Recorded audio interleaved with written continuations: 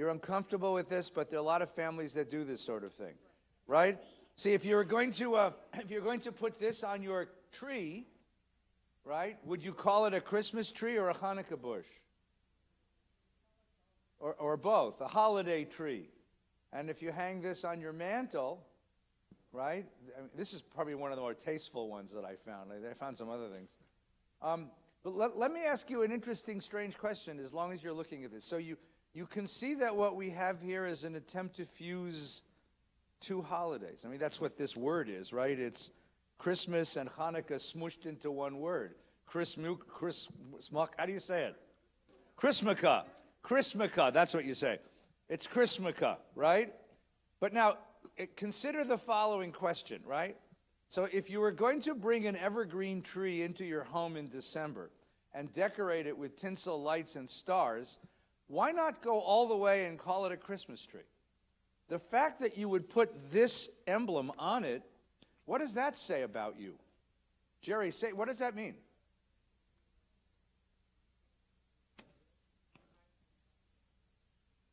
Yeah.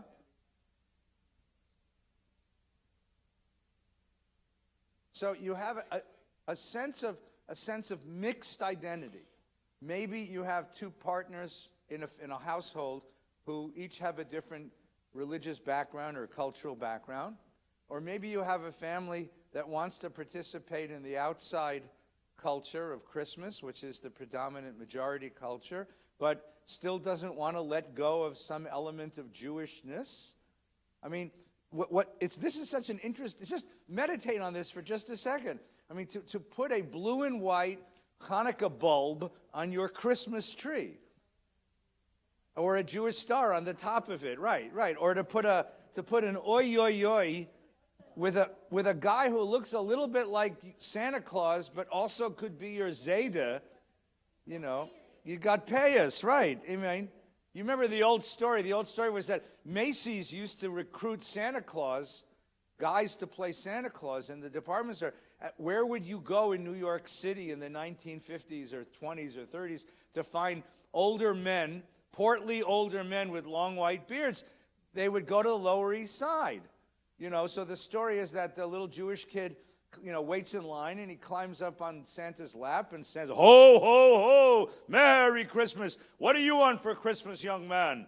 And the child says, "No, Santa Claus, we're Jewish. We make Hanukkah." And the Santa Claus sits down, leans down and whispers, "A gesunden dein Kerpele," you know. And so you should only live and be well, right? Not, I mean, but look at it. I mean, just meditate on this for just a second. Jerry, I mean, you certainly have something here, right? This is a family that wants to participate, or is participating. They are partaking of the outside world's culture, but not entirely. They're not ready to go, you should excuse the expression, whole hog, right? It's not yet Christmas. It's still sort of our holiday, or there's an element of our holiday. Yes, please.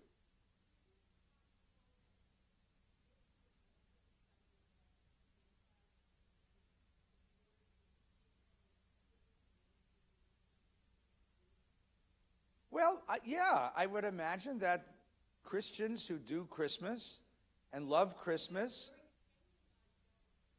we're sharing our culture. Well, we're extending ourselves to the Jews in our way.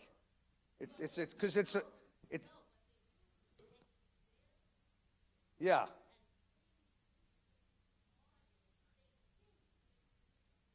Yeah, I would imagine you're probably right. It's a really interesting question, right?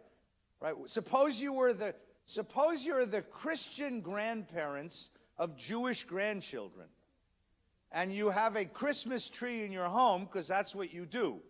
Your child converted to Judaism or celebrates Jewish holidays, and you have Jewish grandchildren, and they come over the house to decorate the tree, and you say, "Look, I got this for you."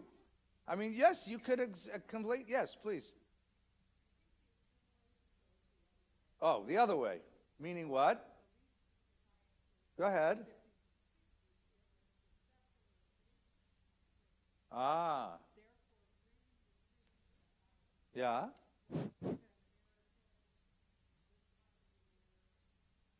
Yeah. Okay.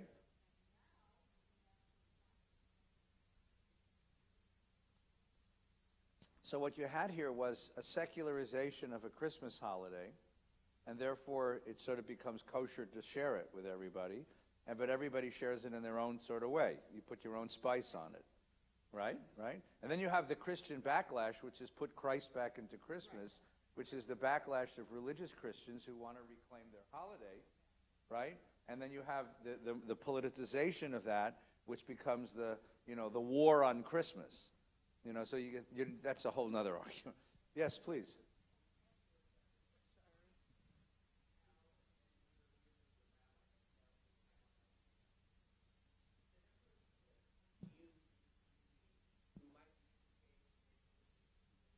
Yeah.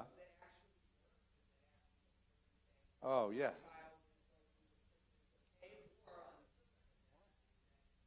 Ra- ra- right, right. So you get this. You get families that are interfaith families, and one of their ideals is they love each other, they respect each other's backgrounds and traditions, and the idea is we'll raise the kid in both. There's nothing wrong with that.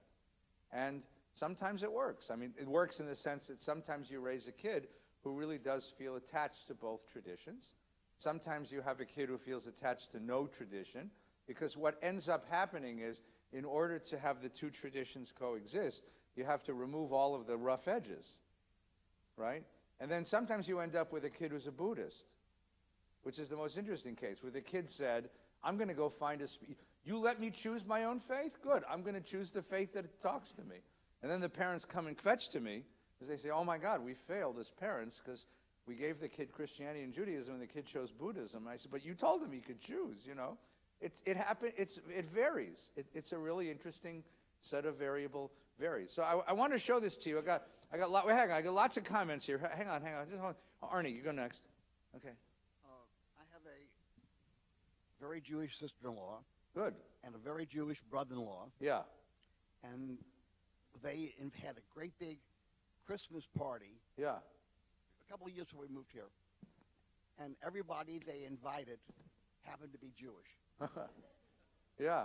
Imagine that. Right. Yeah, see, in my house, when we were kids, we were the only kids on the block didn't have a Christmas tree. And we were jealous as hell. So we went to my mother and said, we want a Christmas tree. And Mom says, you can't, you're Jewish. And we said, Mom, it's not a Christian symbol. It's a secular, it's beautiful, it's joyful. And my mother said, okay. And we said, okay? She said, yeah. We said, really? With the star and the lights and the tinsel? She said, of course, in July. Because if you put an evergreen tree in your house in July, it's a pretty thing. It's just that when you put it in your house in December, it has other connotations. Yes, please.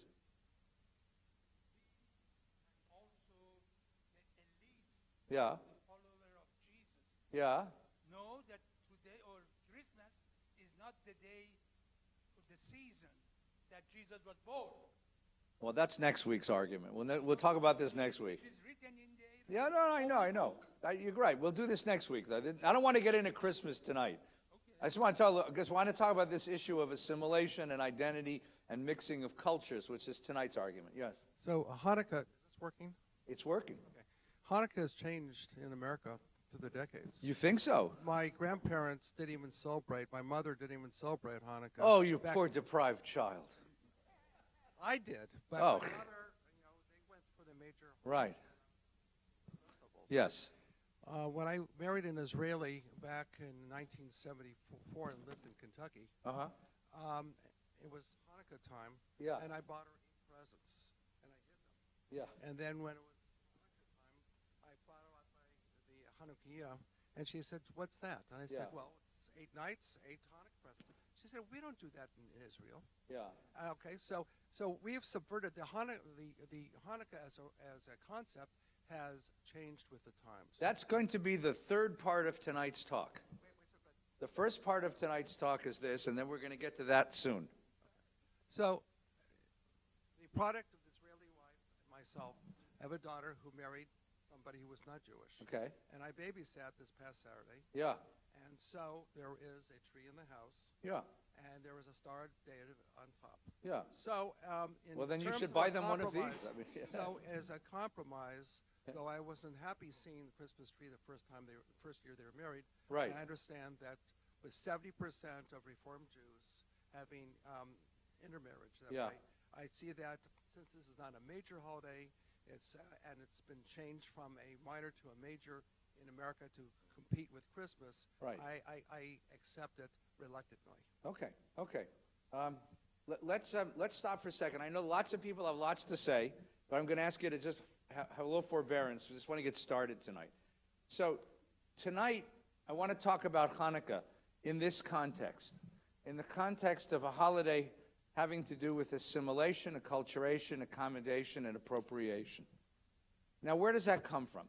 The story of Hanukkah that I learned as a kid, that you probably learned as a kid too, corresponds to that great rubric of all Jewish holidays.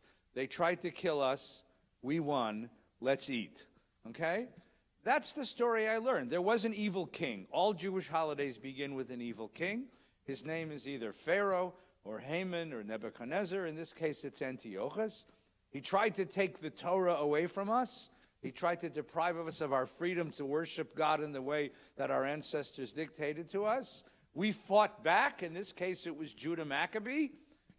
Elephants got involved in the story in some fashion, and I'm not sure exactly how. When Judah Maccabee won, the temple was rededicated, hence the word Hanukkah, which means to rededicate. Now let's have some latkes. That was the story that I learned. I'm sure you probably learned it as well. Good story for little kids. But as you get older, you discover that's not exactly what happened. It's not exactly historically what happened. In fact, what happened was much more complicated than that, and in many ways makes the holiday a lot more interesting. What happened was that Hanukkah is a story of the conflict between two cultures, a clash between two cultures, a majority culture and a minority culture. Now, when a majority culture and a minority culture clash with each other, there's a number of different options. One of the options is that the minority culture decides that in order to survive this clash, it needs to isolate itself from the majority. And sometimes cultures will isolate themselves from the majority. Now, that's very hard to do because culture is a very slippery kind of thing, and it's really hard to seal yourself off from a majority culture. Now, you know there are groups in our country, for example, the Amish, who do this more or less successfully, and others as well, who seal themselves off. And there's even Jews who have tried this strategy as well. If you go to Williamsburg in Brooklyn or New Square in Rockland County, there are large communities of Hasidic families, and we call them ultra-Orthodox. Ultra-Orthodox is the designation of those who have adopted this strategy of isolating themselves from the majority culture. The slippery part of it is that culture tends to seep in. The most ultra-Orthodox group in the world that I know of is a group called Neturei Karta, very ultra-Orthodox group, not Hasidic, by the way, they're actually Litvak, and they are viciously anti-Israel. They're the guys who have made treaties with the Palestinian Authority, and they're the guys who come to AIPAC every year and protest.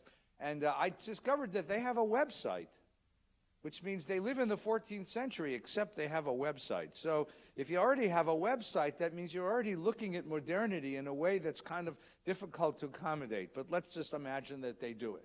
But isolation is the first strategy. The second strategy, which is sort of on the other side, is to recognize that this majority culture is both irresistible and amazingly attractive. And what happens is that the minority culture experiences a sort of, well, what Ahad Ha'am, the great Zionist philosopher, called self-effacement. You become embarrassed that you're not like everybody else. And so you rush to become like everybody else. Change your name, change your nose, change your habits, and become like everyone else. And as you'll see in a moment, that's typically the strategy of second-generation immigrant communities. Second-generation immigrant communities, children that are raised with immigrant parents, but are put in America and asked to become as Americanized quickly as possible, tend to live with a great deal of ambivalence about where they come from. And you have this attitude of self-effacement. It's a sort of shame of being what I am, and I try to become like everybody else as quickly as possible. Right? There's a lot of funny jokes about this. Herschel knows all of them, right? Like the funny joke about the computer at the Federation, at the UJA, kicks out some guy's name. So the two solicitors go up to the mansion on the hill, right? And they knock on the door, and they ask for an appointment to see the master of the house, and the butler takes them into the library, and they wait, and finally the master comes down in his smoking jacket and his ascot with a brandy snifter, and he says, "Gentlemen, I'm so terribly sorry.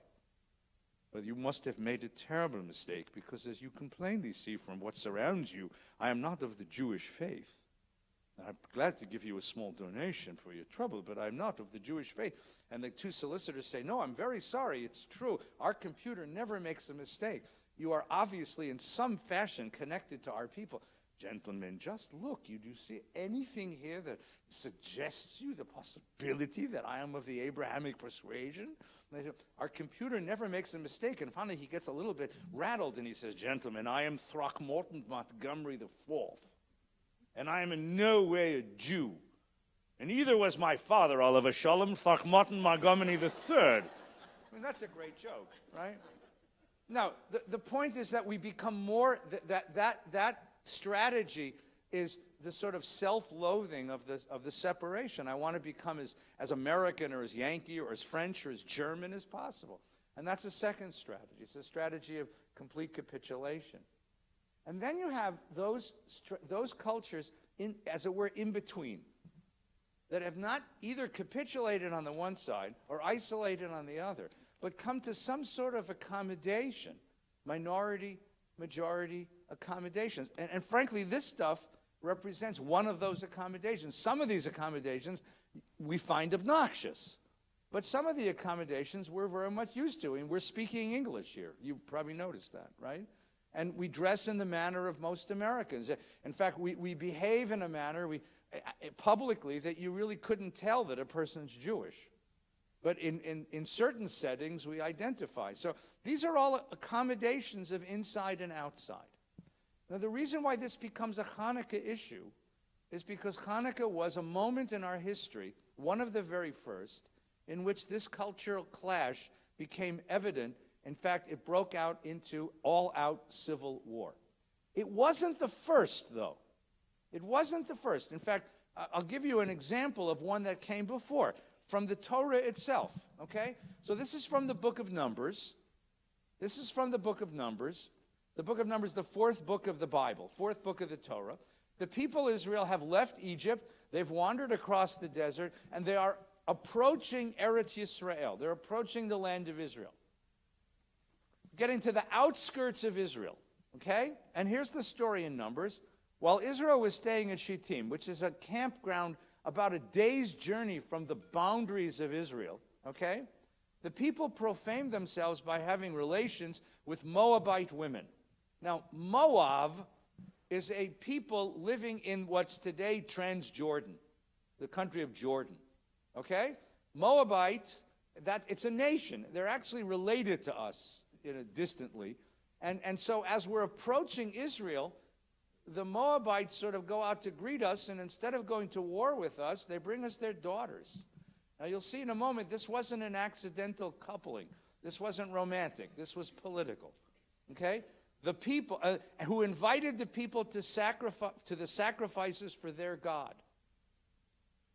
So the Torah has a sense that the Moabites, afraid of the Israelites coming, afraid that the Israelites would invade and conquer them, go out to seduce them. And this is a political and religious seduction. So it's not just that you're going to marry our daughters, but you're going to worship our gods. The people partook of them and worshiped that God. Right? So this is generation 1, or rather generation 0, because we haven't even entered the land yet, and we haven't even entered the land yet, and already what are we doing? We're worshiping the neighborhood gods. We're worshiping neighborhood gods. You understand that when we left Egypt and crossed the desert, one of the virtues of crossing a desert is there are no neighbors. Right? There are no non-Israelites to ask your daughter out on a date on a Friday night. There's no non-Israelites to seduce your son. There's no non-Israelite music on the radio.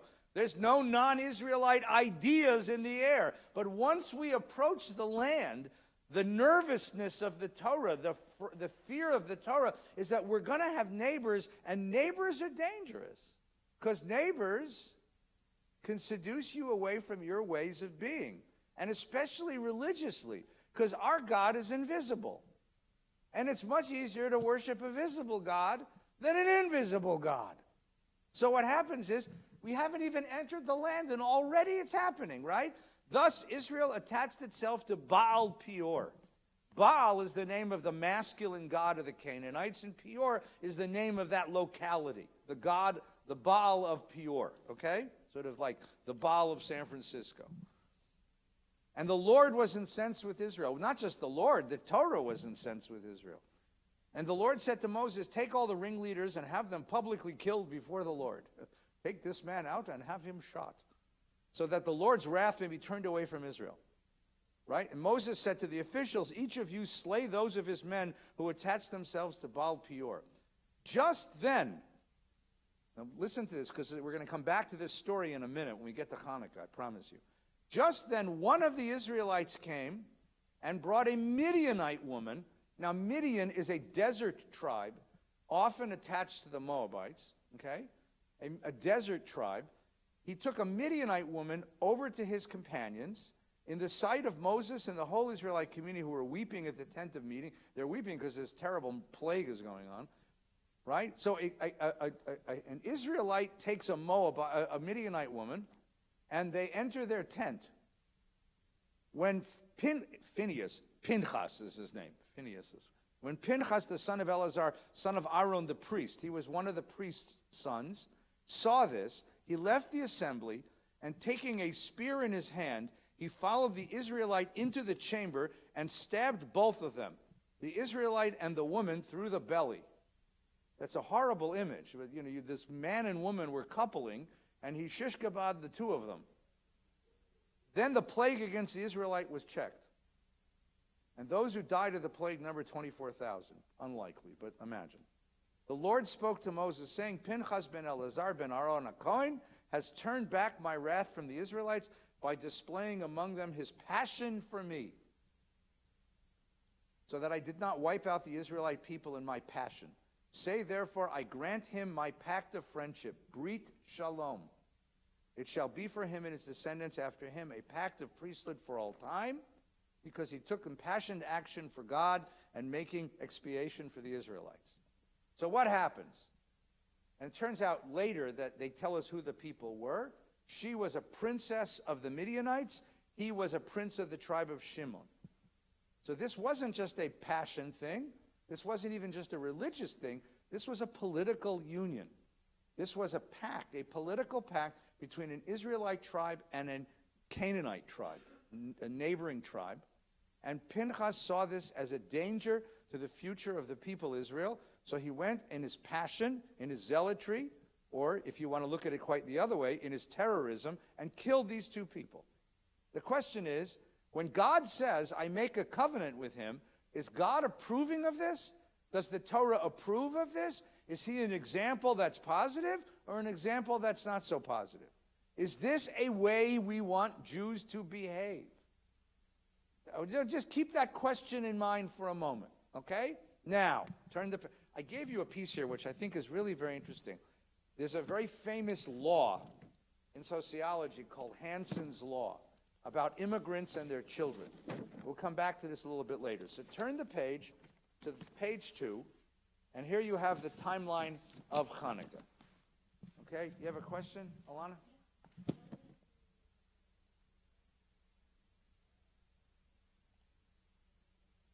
Yeah, that makes it a little difficult.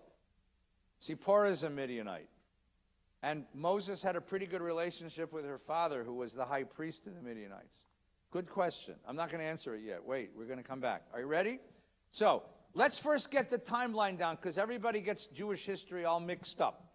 Okay? The Exodus from Egypt takes place 1500 BCE. No, Abraham's 1500 BCE. The Exodus is about 1200 BCE. Okay? We cross the desert. we enter Canaan, we conquer parts of Canaan, we settle Canaan. King David rises about 1000 BCE.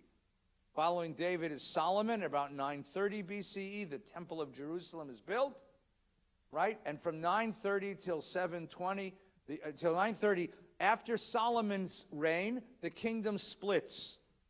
For a certain part of Jewish history, there wasn't one Jewish country, there were two. The one I live in and the one I wouldn't be caught dead in, right? North and south. Israel, the country of Israel is to the north, capitaled in Samaria. The country of Judah, Judea, is to the south, capitaled in Jerusalem. The year 720 BCE, before zero, the first great Mesopotamian superpower called Assyria, capitaled in a city called Nineveh, which today you know as Mosul, comes across the Fertile Crescent and conquers the northern kingdom and destroys it. Takes its leading citizens, leaders, and intellectuals away back to the imperial capital. That's the 10 lost tribes. They did not end up in Utah. They ended up in Assyria, where they assimilated into Assyria and disappeared from our history. That left the southern kingdom, Judea, which the Assyrians did not conquer for many reasons. That kingdom persisted until 586 BCE, when the next great Mesopotamian superpower, called Babylon, came across the Fertile Crescent and conquered Jerusalem. Again, taking the leading citizens back to the imperial capital and destroying the Temple of Jerusalem. That was the destruction of the first temple.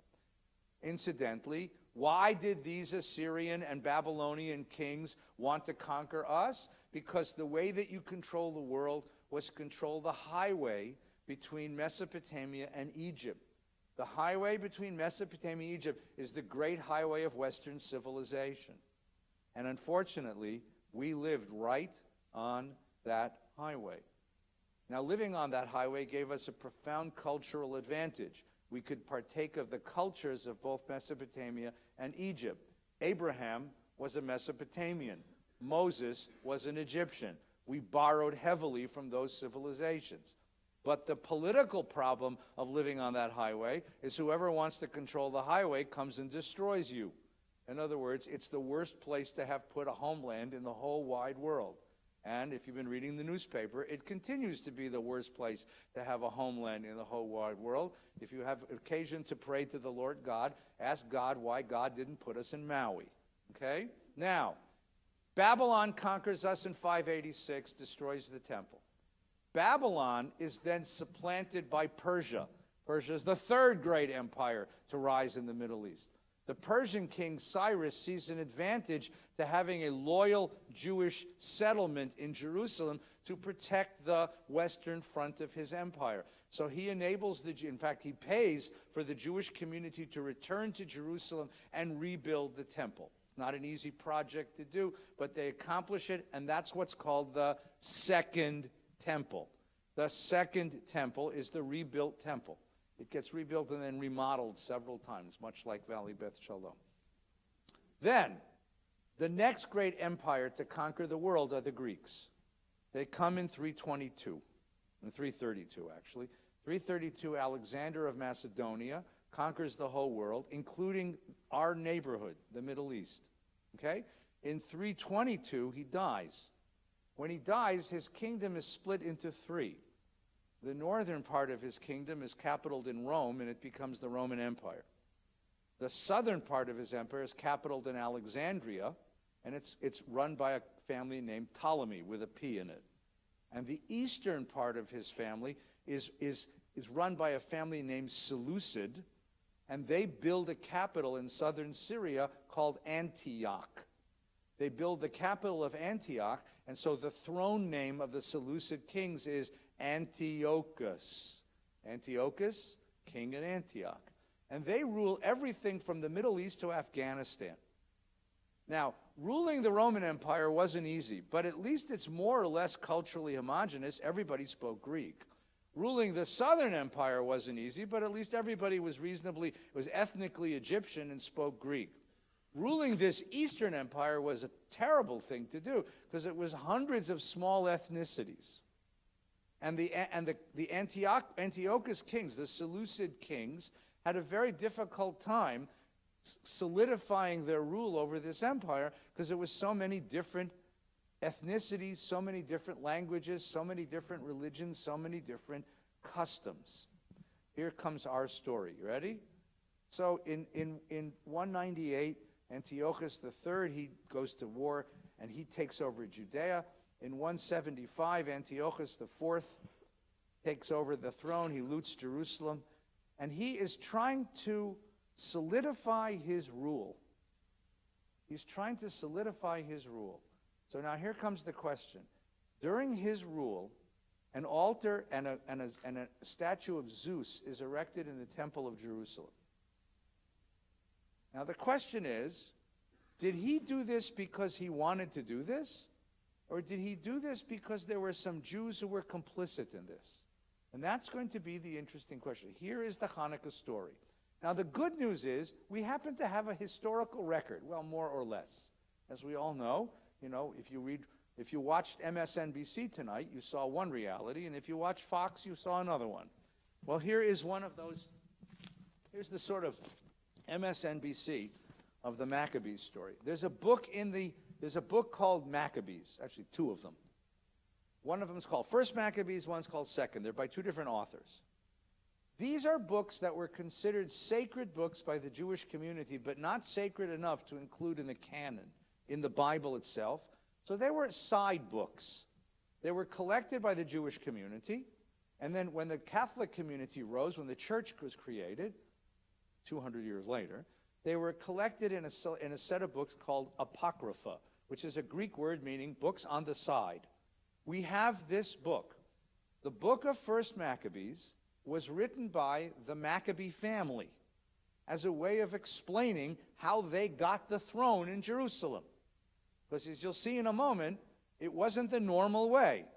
The throne in Jerusalem is supposed to be occupied by a descendant of David, which is a Judean. But the Maccabees are priests. They're descendants of Levi. Now, how they ended up as kings, that's what the book of Maccabees is all about. This book was probably written somewhere about 2 generations after the Great Maccabean War. But it's within the time that there were still people around who remembered what happened. And here is the story that the Maccabee family told. Ready?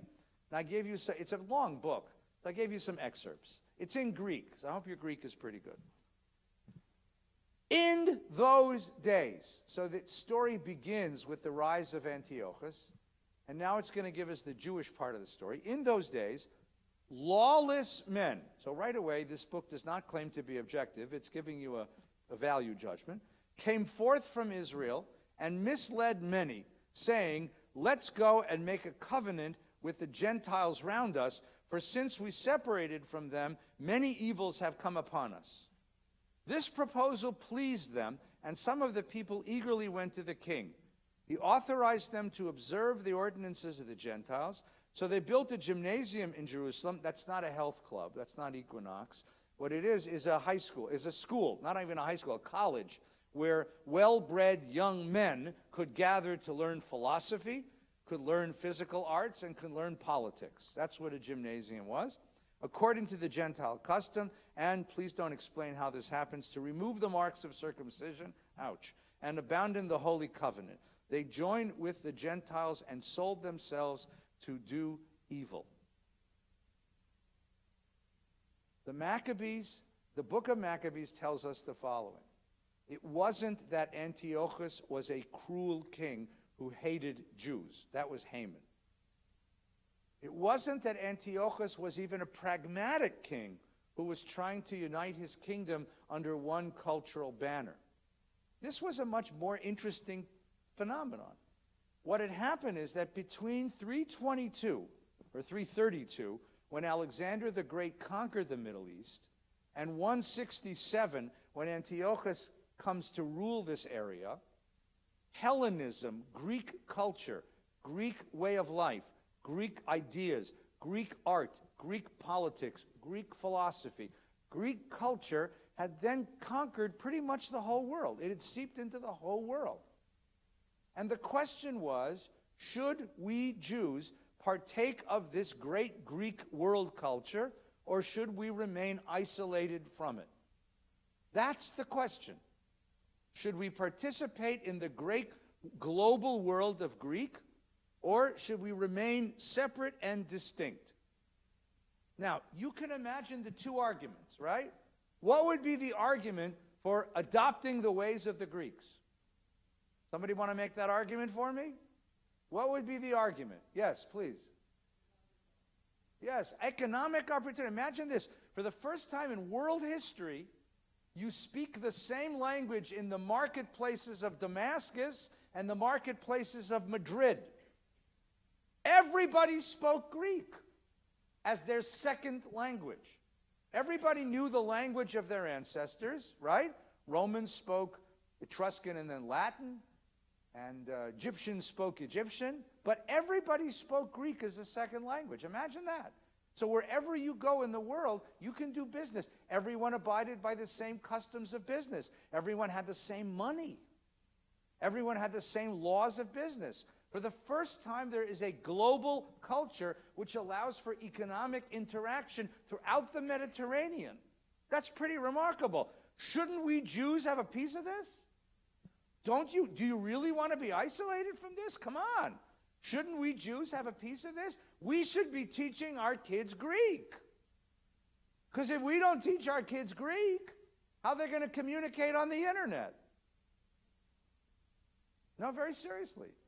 English is now that language. You know that. You know why? Because everywhere in the world, everybody wants to be on the internet, and the internet's in English. So wherever you go in the world now, everyone speaks English, or at least internet English, as a second language. Right? Now, suppose you are, so that's one of the economic reasons. Why else should we want to become part of this culture? Yes, it's beautiful. You've all been to Athens? You've seen the Parthenon? Ooh, the Acropolis? You see those statues? Right? Olavai, we should all look that good, you know? I mean, it's a beautiful culture. It's a powerful culture. It's a profound culture. Why wouldn't we want to be part of this? Right? Why wouldn't we want to? Why want a piece of this? We should. Now, here's the question. Can we be Greeks and Jews? Remember I said there are three strategies, right? Strategy 1 is isolation. Strategy 2 is capitulation. And strategy 3 is some accommodation. Can we be Greeks and Jews? Well, are there parts of our Jewish culture that keep us from participating in the Greek world? What if we want to have a business dinner? Well, how do you have a business dinner if you have dietary laws? I mean, it's kind of obnoxious, you Jews. You sit down, we serve you this beautiful pork, and you won't eat it.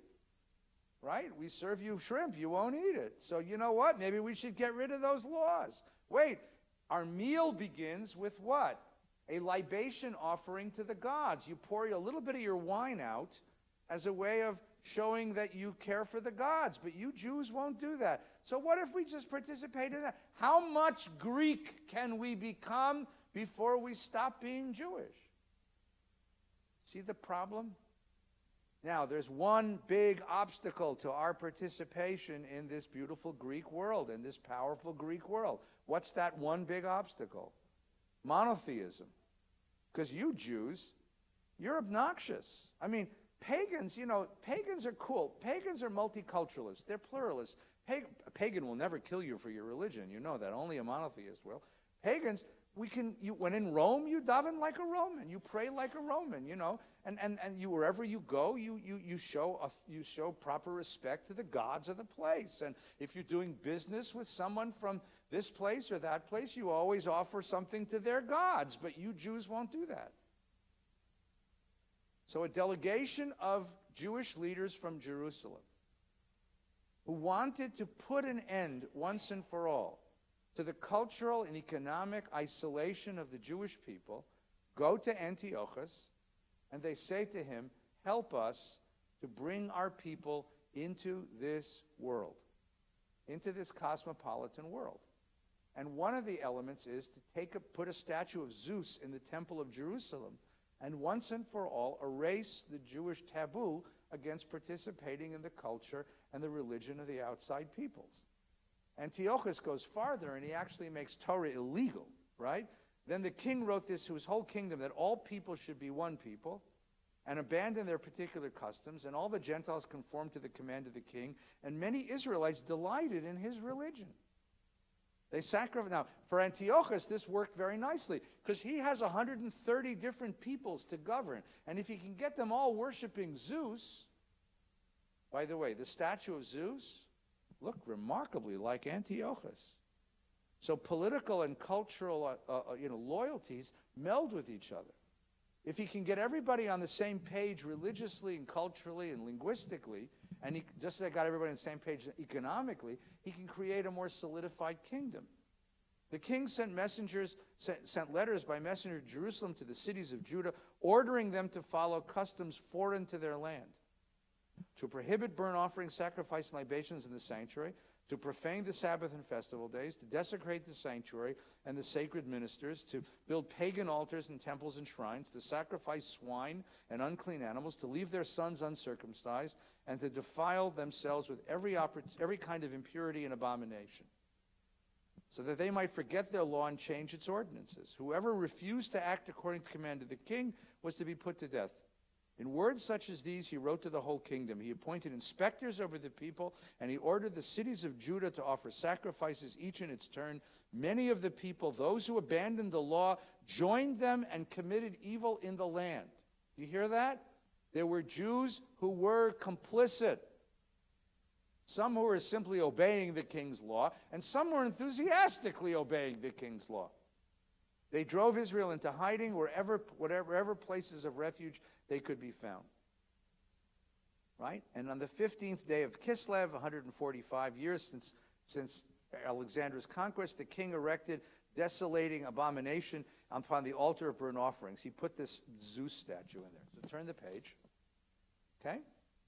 Now, it wasn't enough for Antiochus and his supporters in Jerusalem to do this only in the temple of Jerusalem.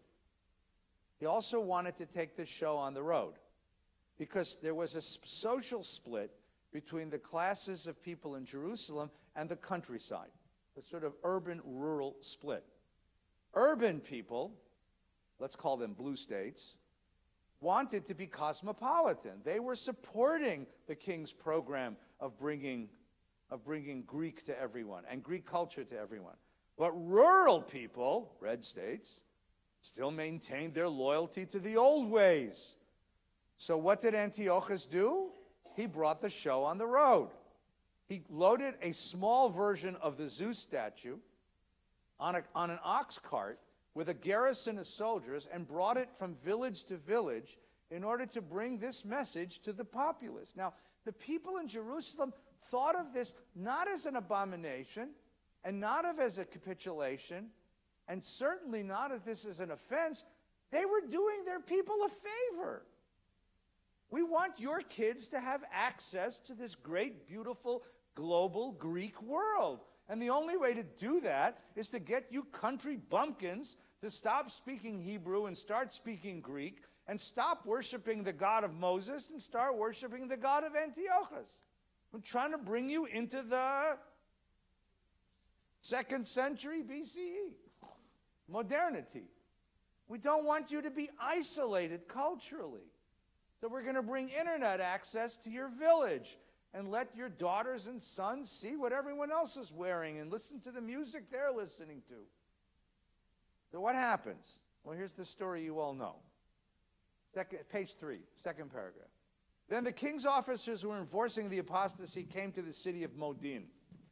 Modin today is a huge bedroom community for Jerusalem. It's about 100,000 people. And the good news is the train just went through from Jerusalem to Modin. So today you can get there in a half an hour from Jerusalem. It's just down the hill. It's at the bottom of that canyon that leads up to Jerusalem. Does anybody have any idea what I just said?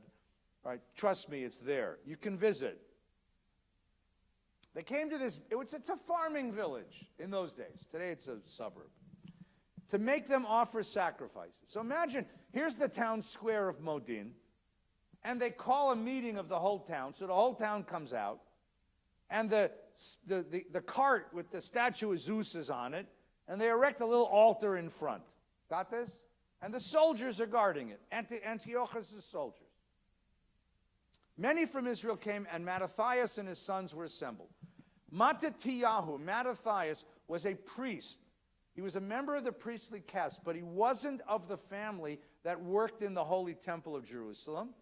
He was a little farther down the family line. He was a country priest, but he was an elder of the town, and he happened to have 5 big, strong sons. And he was a leader. He was a visible leader in the community. The king's officers spoke to Mattathias as follows: "You are a leader, honored and great in this city, and supported by sons and brothers. Now, be the first to come and do what the king commands, as all the Gentiles and men of Judah and those in Jerusalem have done. Then you and your sons will be numbered among friends of the king." Friends of the king wasn't just, friends of the king. Friends of the king should have been capitalized, because that was a special society. And if you were counted as a friend of the king, you got something really, you got a tax write-off. Special tax write-off. Friend of the king. In other words, we want you to show your loyalty to this program and to this king, and we'll make it worth your while. Wink, wink. Okay? You and your sons will be honored with silver and gold and many gifts. But Mattathias answered and said in a loud voice, "Even if all the nations that live under the rule of the king obey him and have chosen to do his commandments, departing each one from the religion of his fathers, yet I and my sons and my brothers will live by the covenant of our fathers. Far be it from us to desert the law and the ordinances, Torah u'mitzvot. We will not obey the king's word by turning aside from our religion to the right or to the left." Now, what's really funny about this, there's a little funny thing about this, right? So the question here is, do you assimilate into the Greek world? What is this? This is Greek drama. He just spoke a soliloquy. So even though the Maccabees were the ones who resisted assimilation into the Greek world, they couldn't resist it completely. And certain subtle elements of Greek culture seeped into their practice, including Greek drama. That's like sort of being Amish, but watching television on Saturday night, right? I mean, just the idea is that I don't want your culture, but I can't help myself. It finds its way in. You see? Because what this is a Greek drama. He just steps forward and delivers this beautiful soliloquy. And how beautiful it is. Even if everyone capitulates to the king, not us. We will be the only ones, if necessary, to keep the covenant of our fathers. Okay? When he had finished speaking these words, are you ready for this? A Jew, somebody else from the village, said, "Hey, I get a tax write-off? All I got to do is offer a pig on that altar and then eat it? And I get a tax write-off for the rest of my life? Are you kidding me? That's fabulous." A Jew came forward in the sight of all to sacrifice upon the altar of Modin, according to the king's commandment. When Mattathias saw it, he burned with zeal, and his heart was stirred. He gave vent to righteous anger. He ran and he killed the man on the altar. Does that sound familiar to anyone? What does that sound like? That's Pinchas. Pinchas, who was a priest, was Mattathias' great-great-great-great-great-great-great-great-great-great-great-great-grandfather. And besides, the story is in the air, you see? Sometimes radical means are necessary to protect the culture's body politic. Sometimes you've got to be a terrorist to protect your culture. So who is the first casualty of the Maccabean War? It wasn't a Greek, it was a Jew. A Jew who did what? Who was willing to capitulate to the king's demand that he sacrifice to Zeus. And this is symbolic. The Maccabean War was a war against Antiochus, but before it was a war against Antiochus, it was a civil war. And it was a civil war fought over culture. How far can I assimilate into Greek culture before I completely lose my identity? That's what the issue was. It was a conflict between those who would capitulate and those who would accommodate. The Maccabees are going to pretend to be purists. But you'll see in a moment that didn't happen. They adopted Greek ways also. But they're going to pretend to be purists. But this was a question. How much can I become like them before I stop being like us? That was the great question of the Maccabean. Right with you. That's the great question of the Maccabean War. When he finished speaking these words, a Jew came forward. Mattathias saw it. He burned with zeal, just like Pinchas. He gave vent to anger, and he killed the man, just like Pinchas. At the same time, he killed the king's officer, or forced him to sacrifice. He tore down the altar. Then Mattathias cried out in a loud voice, "Let everyone who is zealous for the Lord and the covenant come with me." Same thing Moses said when the golden calf was destroyed. Who's on God's side, come to me. So the storyteller is mimicking themes from the Torah because it's trying to pick up those themes of radical terrorism in the name of cultural purity. And he and his sons fled to the hills, and they left all they had in the city. So let me ask you a hard question. Is Mattathias a Jewish hero, or is he a terrorist? Come on, I want to think. Is Mattathias a Jewish hero for protecting the purity of Jewish culture at a time when it could have been swallowed up by the Hellenistic War? Or is Mattathias Osama bin Laden, 2,000 years? Don't give the mic. I just want people to think about this. Because what he's just done is exactly the same thing the guys who blew up the World Trade Center did. Why did they blow up the World Trade Center? First of all, if they wanted to destroy the American economy, they could have done it much better. They should have hit the Federal Reserve Bank, which is 4 blocks away. If they would have hit the New York, or the stock exchange, the New York Stock Exchange was 4 blocks away. Why did they hit the World Trade Center? For a really simple reason. I don't approve of this, but I can understand it, which is, if I'm a Muslim and I'm faithful to my faith, and one day my daughter shows up dressed like Britney Spears, who am I going to blame? You Americans, because you've spread your culture through the world and seduced our children to leave the ways of their ancestors, to leave the laws of modesty of our faith, and to adopt practices which I consider offensive and abhorrent, and I got to stop you. So the only thing I'm going to do to stop you is to blow up the building that's called the World Trade Center. Again, if they wanted to destroy us, they could have done it. 4 blocks away was the New York Federal Reserve Bank. That would have been a much bigger problem. But they wanted to stop the spread of our culture. Now, again, I don't approve of it. Please don't say the rabbi's a terrorist. And look at me. I look like a terrorist. But this is the question. Now, on the other hand, Mattathias says, if I don't stop it here, it's the end of our culture, because this is such an attractive, such a ubiquitous, such a universal culture. We are so small. What do I do? You see the dilemma that he faces.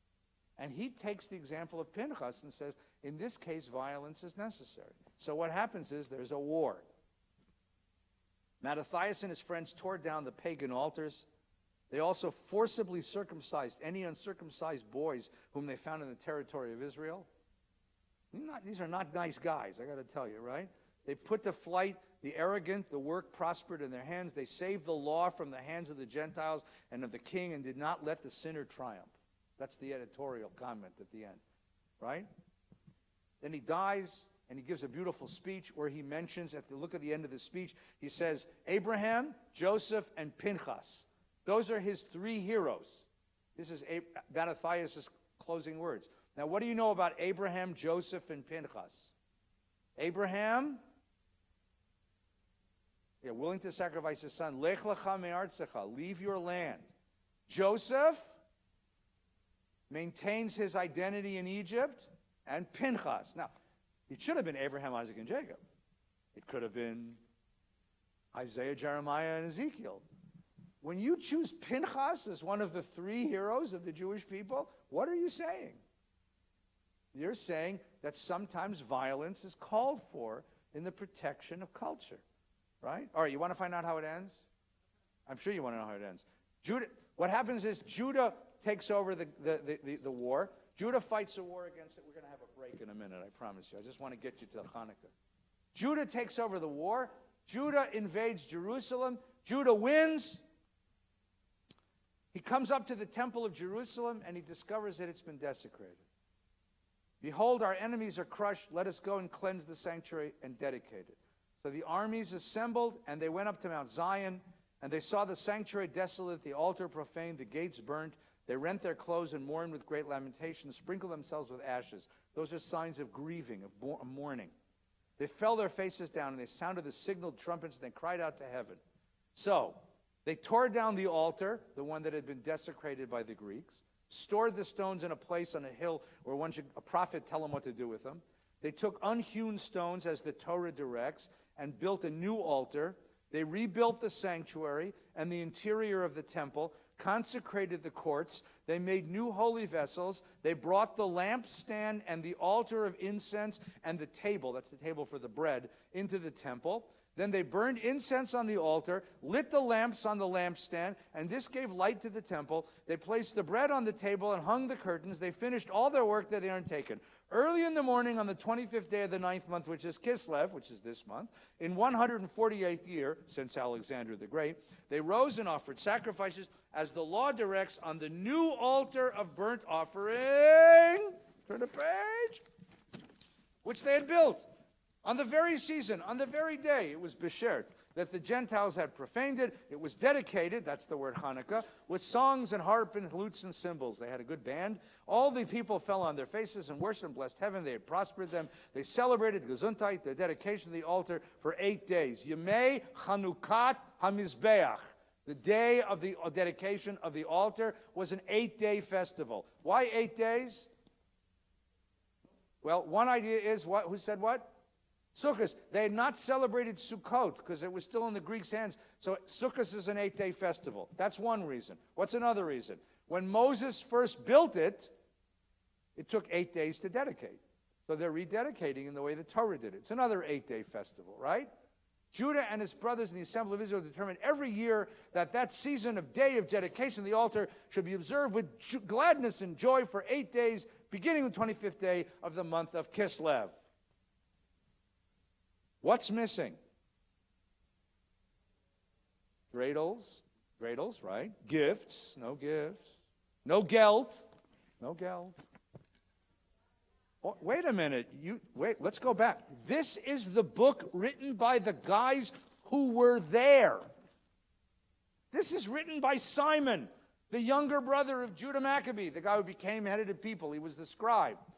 Let me read that line again. They burnt incense on the altar, got the incense, lit the lamps on the lampstand that gave light to the temple. What's missing? Miracles. What was the miracle that they celebrated? No. Here, what's the miracle that Simon's celebrating? That they won. That they fought against a powerful army, the Seleucid monarchy, and that they saved Jewish culture from the ubiquitous culture of Hellenism, of Greek culture. They won culturally, and they won militarily, and they made a holiday. By the way, are you allowed to make a holiday? Where in the Torah are you allowed to make a holiday? In the Torah, who makes holidays? God. God gave you Pesach, Shavuos, Sukkot. God gave you Rosh Hashanah, Yom Kippur. God gave you Shabbos. Who the hell are you to create a holiday? Well, what gives you the authority to create a holiday? Who creates holidays after military victories? Greeks. It's a Greek thing to do. Once again, Greek culture seeps in, you see? And the lampstand story ain't there. Where is it? And if it's not there, where did it come from? And if it's not there, how come I'm lighting a menorah, buying candles, playing dreidel. Where did it come from? Yeah, well, there is God there. God prospered them and enabled them to win the battle. You know, right? God's on our side. All right, so you want the answer to the story, or you want to take a break? You want the answer to the question, or you want to take a break? All right, then hold your, don't go to the bathroom yet. Turn to page 4. Talmud Shabbos. Talmud Shabbos. Talmud Shabbat. This is a brisa, which means it's about the year 200 CE. So, Judah Maccabee, 166 BCE. 366 years later. 366 years later, the Romans are governing Jewish Palestine, Jewish Judea. They're oppressing the people miserably. 366 later, the holiday of Hanukkah is revived. Now, what happened to the holiday of Hanukkah? What happened was the following. The Maccabee brothers win the war. When they win the war, they look around and discover there's no one running the country. They killed the high priest. His name was Menelaus. He was the leader of the assimilationist party. His name was Menelaus. Does that sound Yiddish to you? You're right, because it's Greek, right? Is it? Really? God bless ye, Mary. No, yeah, I think so.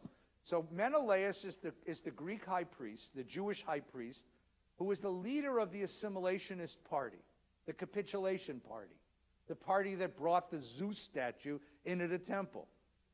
When Judah and his brothers kill him and his buddies, there's nobody left to run the country. So everybody looks to the general, to Judah Maccabee, and says, you run the country. So Judah Maccabee becomes head of the country.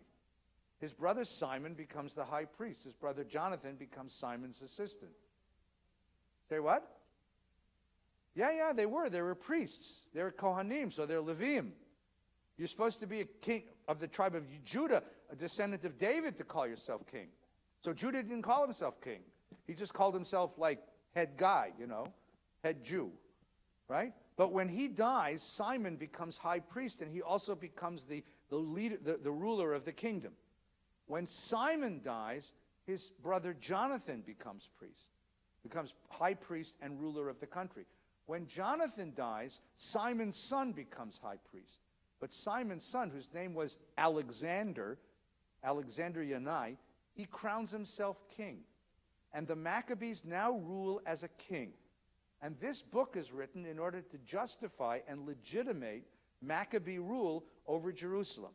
So from 166 BCE, first, 166 BCE, Judea is an independent country ruled by the Maccabee kings. And the reason we know that is because we have money. The way that you say, hey, we're independent, is you strike your own money. And if you go to the Israel Museum or any shop in Jerusalem, you can get coins that are Maccabean coins. In the shops in Jerusalem, they're all fake, but go ahead and buy them anyway. No one will know that. The real ones are in the Israel Museum. Every shopkeeper in Jerusalem would say, would you like to buy original Maccabee money, They say, 1 shekel Maccabee cost you $400. It's worth nothing because it's basically, he made it in the back room an hour ago. But it's okay. You can buy it. Okay, now, that's where the tradition of gelt came from the striking. What happens is 5 generations of Maccabee kings, 2 Maccabee brothers, whose names were Aristobulus and Hyrcanus. That sound Jewish to you? They have a war with each other over who should rule Jerusalem. The war between Aristobulus and Hyrcanus is so bad that the citizens of Jerusalem send an email to the Roman Empire saying, save us. The Roman Empire dispatches Pompey, the great general, from Alexandria north, and Pompey comes to the gates of Jerusalem, and the Jerusalemites open the gates for them. Better to live under Roman rule than to live under the civil unrest of this civil war. And 100 years after Judah Maccabee's victory, independence is given away to the Romans because we couldn't rule ourselves, because we couldn't stop fighting among ourselves long enough to realize that independence was precious. At that moment, the Maccabee brothers were no longer heroes of the Jewish people, and the Hanukkah holiday was disappeared from Judaism. Nobody kept it. And it disappeared for a long time. Now, the Romans became terribly oppressive rulers because Judea was a very prosperous province, and the people who they sent to rule it were the people who bribed the emperor to get the job. And they were terrible rulers, and the Judeans lived under terrible Roman oppression. But the problem was you couldn't just revolt against the Romans. You had to be very subtle about talking about your resistance to the Romans. And so what happens is the Maccabees disappear from history, but the Hanukkah holiday persists. The Hanukkah holiday persists. And in December, people are lighting candles. And no one knows why. So there's this little section in Talmud Shabbos, in the Talmud of Shabbat, they're discussing what kind of candles you have to use for Shabbat and what kind of candles you don't use for Shabbat. And they say this kind of candle's okay for Shabbos, and this kind of candle's okay for Shabbos. And so one of the guys says, I got these cheap candles at Costco. Can I use them for Shabbos? And the rabbi said, no, you can't use them because they turn to burn out. And if they burn out on Friday night, you'll be tempted to relight them on Shabbat, and you'll break the Shabbos. And the guy says, but hey, I got a case of them. What am I going to do with a whole goddamn case of lousy candles? And the rabbis say, well, then use them for Hanukkah. And then the Talmud stops cold and says, Hanukkah? What's Hanukkah? In Hebrew, it's my Hanukkah. And here is what it says. So this is 366 years after the Maccabees. Once the holiday has disappeared, it returns. Listen to the story. My Hanukkah. What's Hanukkah? The rabbis taught on the 25th of Kislev commence the days of Hanukkah, which are 8 on which lamentation for the dead and fasting are forbidden. 4, when the Greeks entered the temple, they defiled all the oils therein. And when the Hasmonean dynasty, that's the Maccabees, prevailed against and defeated them, they made search and found only one cruse of oil, which lay with the seal of the high priest, but which contained sufficient for one day's lighting only. Yet a miracle was wrought therein, and they lit the lamp therewith for 8 days. The following year, these days were appointed a festival with the recitation of Hallel and thanksgiving.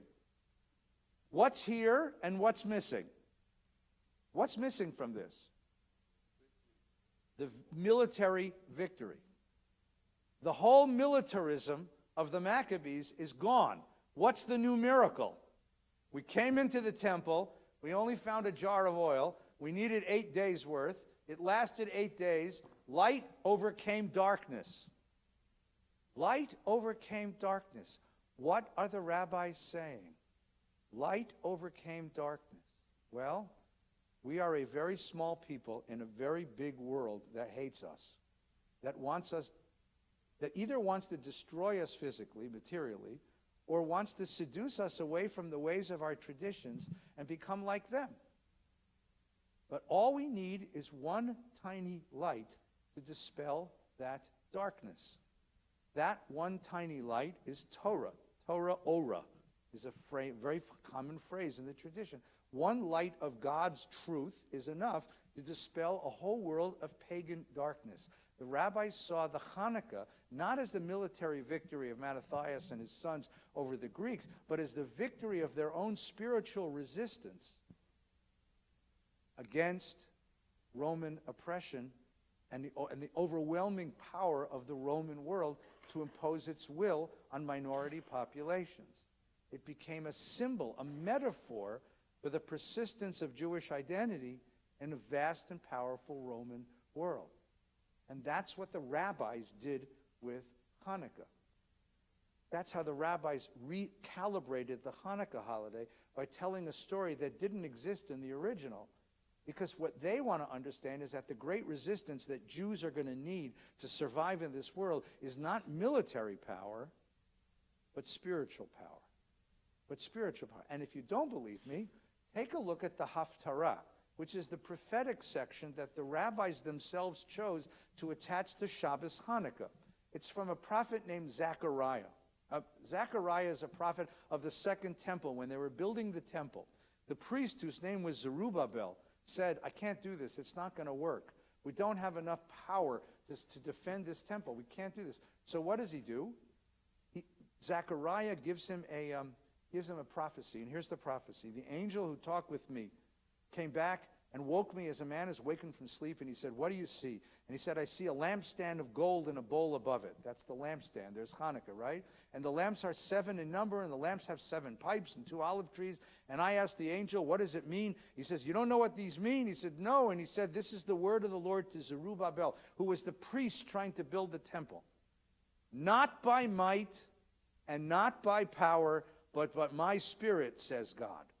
Whoever you are, O great mountain in the path of Zerubbabel, turn into level ground, for he shall produce that excellent stone. It shall be greeted with sounds and beautiful. And the word of the Lord came, and Zerubbabel's hands have founded this house, and Zerubbabel's hands shall complete it. Thus you will know that it was the Lord of hosts who sent me to you. Does anyone scorn a day of small beginnings? Not by might and not by power. That's the language of the scriptural reading that the rabbis chose in order to make sure that you understood that this is no longer a holiday of military victory. That's not how Jews win in the world. It's a holiday of spiritual victory. But then the question is, spiritual victory? Really? Is that really how it works? So we'll take a moment. Let's go get a coffee and a cookie and come back and we'll complete this conversation, right? Thanks.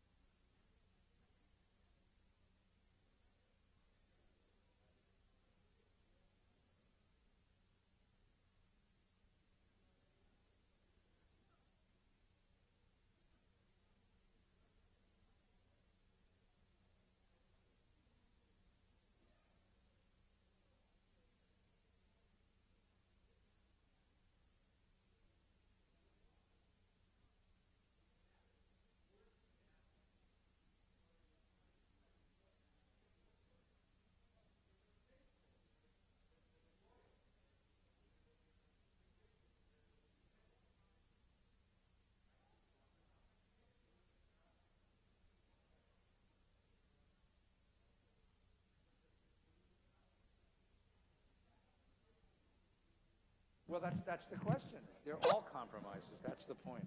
All right, let's go back and we'll finish this conversation. Turn what down? Too hot. Sure. She's comfortable. I will turn it down. I have it on my phone right here. The whole world is postmenopausal.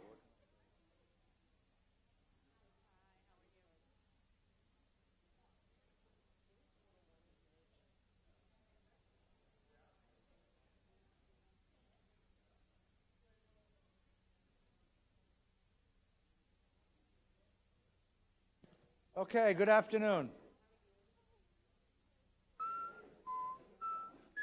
were the Greeks in Rome? Because by 166, Rome was emerging as a huge. Yeah, and the Maccabees went in in. a petition to get recognized by the Romans, right? Yeah, but that was. Maccabees built a culture, an alliance with the Romans. So I guess the big portion of Rome mentioned must have been Sicily, Yeah, the southern portion. yeah.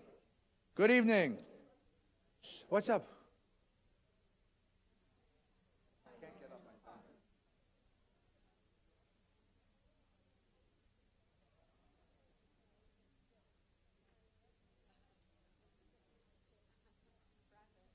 Good. I think Chris McCall is somebody from Seinfeld. Good evening, everyone. Shh. So let's go back to the beginning. When you have when a minority culture confronts a majority culture, that's big, powerful, and attractive. It has in front of it a repertoire of possible choices. The minority culture could choose to isolate itself and work hard to build cultural walls that protect its integrity from that majority culture. So you have the Amish in Pennsylvania, the Hasidim in Brooklyn. You have pockets of Islamic faithful who isolate themselves from the Western world. All over the world, you have pockets of people who are isolating themselves from what's now world culture. I have a friend who's enrolled his kid in an Orthodox day school in Detroit, and one of the conditions on the enrollment contract was that your family cannot have a television set. No, don't say oi. Think about this a minute. No, but no computers either. I mean, if you want to maintain the integrity, the idea is if you want to maintain the complete purity of your culture, then what you do is try and isolate that culture from all of the outlets, the vessels of the culture that you feel is invading yours. Sometimes it's not just television sets. Sometimes you can simply do it ideologically. You define that majority culture as Satan's work, as the devil. Then it becomes a cultural circle. Because if someone tries to deprogram you and say, but look, there are things in the outside culture that are worthwhile, your answer is, that's the devil talking. You're trying to seduce me. Right? That's the story in the book of Numbers. Right? The Israelites are entering Canaan. They come into contact with Midianites and Moabites. They begin forming political and religious alliances and family alliances with the local tribes, the Midianites and the Moabites, right? And Moses and the Torah is terribly worried about this. So Pinchas puts a stop to it by murdering in full public sight this couple in a ritual act of murder, in order to put an end to this kind of cultural interaction, cultural intercourse. I mean, this notion of cultures fusing, because the Israelites are worried that if they don't isolate themselves, they're going to lose touch with their culture. That's one strategy. A second strategy, as we said, is all on the other extreme, is complete capitulation. Is you say, look, I want my people to have contact with the outside world. And by the way, it's not so strange. My name is Edward for a simple reason. I once asked my mother, where the hell did you get Edward from? Right? She said, well, that was the name of the Prince of England. And I wanted to, and my mother, who was the child of immigrants, who never felt completely comfortable in America, right? She didn't want me to be disabled in my encounters with with American culture. So she tried to give me and my brothers good American names. Rabbi Schulweis, you know where he got Herald from? His mother opened the newspaper and it said Herald Tribune. Mrs. Schulweis, Helen, wanted her son to be an American. 1925 in Bronx. So she named him Harold because that's what the newspaper said, you know. My mother never taught us Yiddish. My mother spoke a beautiful Yiddish. She never taught us Yiddish. Why the hell didn't you teach me Yiddish? Because I didn't want you speaking with an accent. I didn't want you feeling as out of place in America as I did growing up. There's a certain quality of, it's not capitulation in the sense of something negative. It's I want my kids empowered to be able to survive in this culture. I want them up to date. I want them modern. We all want our kids to be computer literate. And then we worry about what they're going to find when they go online. I mean, that's the problem, you see. So that strategy says that your isolation from the larger culture is a disability. Let's eliminate it. Let's eliminate all of the obstacles for Jews to participate as full members of the outside culture. During the early modern period, 18th century, 19th century, the idea was that if Jews gave up their distinctiveness, the non-Jews world would accept us.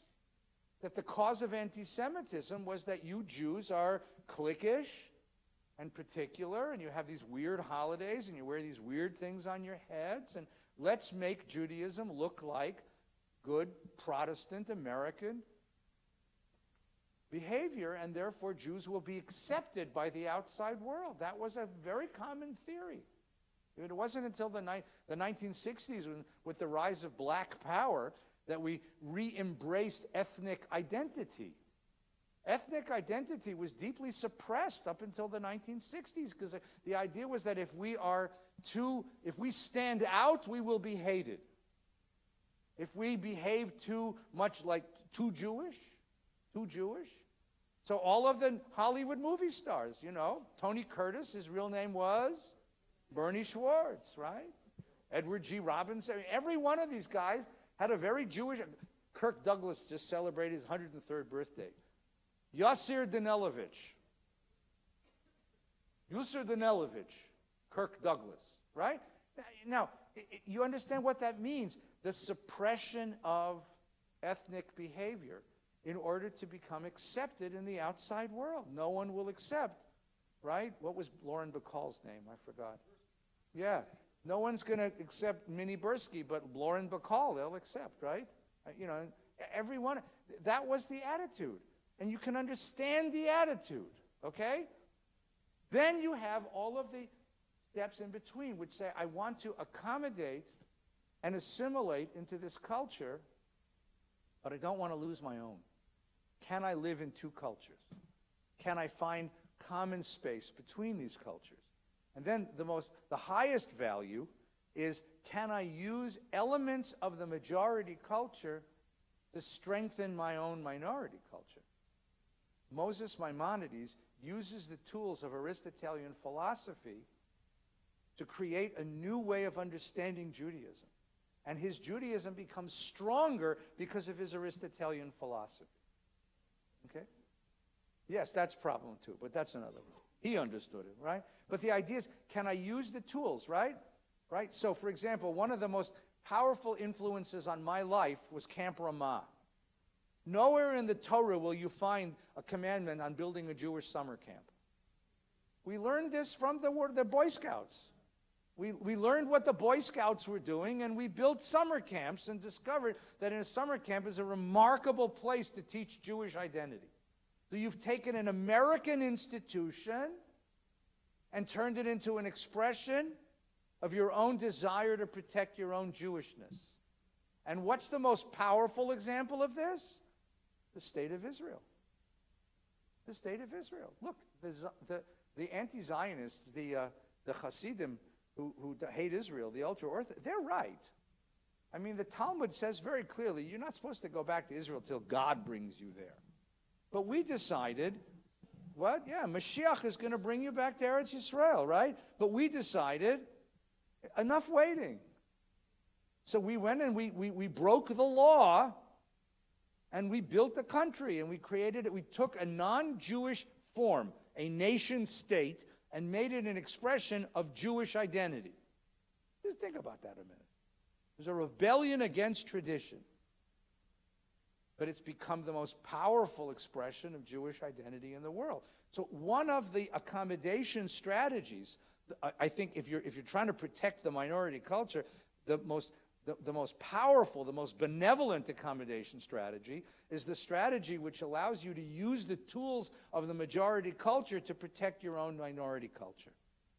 Then you get these Hanukkah decorations, which is accommodations which make us a little queasy, because it looks to us like this is a sellout, not an expression of Jewish identity. It seems to be a step outward instead of a step inward. You all understand that? This is what Hanukkah is about. The Hanukkah holiday is about a conflict between the two most powerful forces. Mattathias, who argued for isolation, and Menelaus, who argued for capitulation. And what came out of it was this brutal war and 100 years of independence. But what really came out of it was a set of accommodation strategies that fit in between. The best example of it is that the son of Simon the Maccabee called himself Alexander Yanai. He called himself Alexander. They spoke Greek. They minted coins with Hebrew on one side and Greek on the other. Now, that may have been also for the outside world, but I think that's a marvelous example of how they saw themselves. They saw themselves as citizens of two cultures. And they tried to use the tools of the Greek culture that they were living in order to enhance the Jewish culture. And we've been doing that ever since. One of my great teachers was a historian by the name of Gerson Cohen. Gerson Cohen was a great historian at the Jewish Theological Seminary, and he was the chancellor of the seminary when I was a student there. Gerson Cohen gave a very, very important address in 1966 with the very strange title, The Blessings of Assimilation. And he says, look, let's understand that capitulation is not our strategy, but isolation can't be our strategy, because isolation, number one, doesn't work, and number two, there's a problem with isolation. You become stagnant, because it's in conversation with outside cultures that a culture grows. So assimilation has to be managed, and it can be managed in the proper way. It can become a blessing if it's managed in the proper way. No, but how do you know what's a blessing and what's not? Right? How do you know, for example, Yiddish, we all speak a little Yiddish. Yiddish is 80% German and 20% Hebrew. That's assimilation, wouldn't you say? So Yiddish is okay, but Christmas trees are not. Or Hanukkah bushes are not, right? I don't know if you know this, but latkes were not originally a Jewish food. No, it's an Eastern European delicacy. So we can take their food, but we can't take their ways of worshiping. So you have to manage assimilation, and if it's managed properly, it can become a blessing. Now, I'm going to prove this to you, because Hanukkah becomes the best test case of all of the different versions of assimilation, acculturation, accommodation, capitulation. Watch what happens to the Hanukkah holiday as we go through history. So we've already seen the first two steps, right? Step one was how the Maccabees thought about it. What did the Maccabees think Hanukkah was? It was the celebration of their military victory over Antiochus and their cultural victory over the Hellenists, the purification of the Holy Temple. 400 years go by, and what do the rabbis do with it? The rabbis, who have now witnessed two brutal defeats at the hands of the Romans, say, we can no longer celebrate, commemorate, worship military victories. Military is not the way Jews are going to survive in this world. We're going to use a different mode of resistance. Our resistance is going to be spiritual. And so they tell the story of the oil as a symbol of their spiritual resistance, their cultural resistance against the Romans. Got that so far? Okay? Now I want to advance a little bit farther. The Talmud is 200, the bright as 200 CE. I want to go to 1100 CE. The year 1100, right? 1200. 13th century Europe. What's going on in Europe in the 13th century? The Crusades. The Crusades. What happened in the Crusades? Large armies of Christian knights gathered up in England, France, and the Low Countries, Germany. They marched down to the Mediterranean, took ships across in order to conquer Jerusalem and destroy the infidel in the name of the Christian church, hoping that that would bring Jesus' return and initiate their own messianic era. What was the problem for Jews? The problem for Jews is on their way to the Mediterranean, they destroyed, slaughtered, murdered, raped, pillaged, killed horribly Jewish communities on the way. And great Jewish communities, the Jewish communities of the Rhineland, were destroyed by the Crusaders. So what happens to Hanukkah? It becomes a holiday of resistance. And a song is written. Now the melody wasn't original. This melody we came up with later, but you all know the song.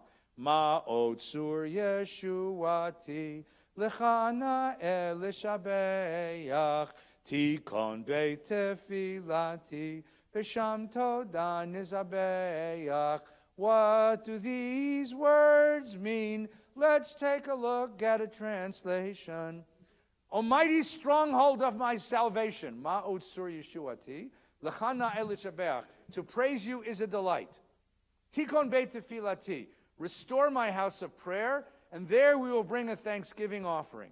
When you will have prepared the slaughter for the blaspheming foe, then I shall complete with a song of hymn on the dedication of the altar.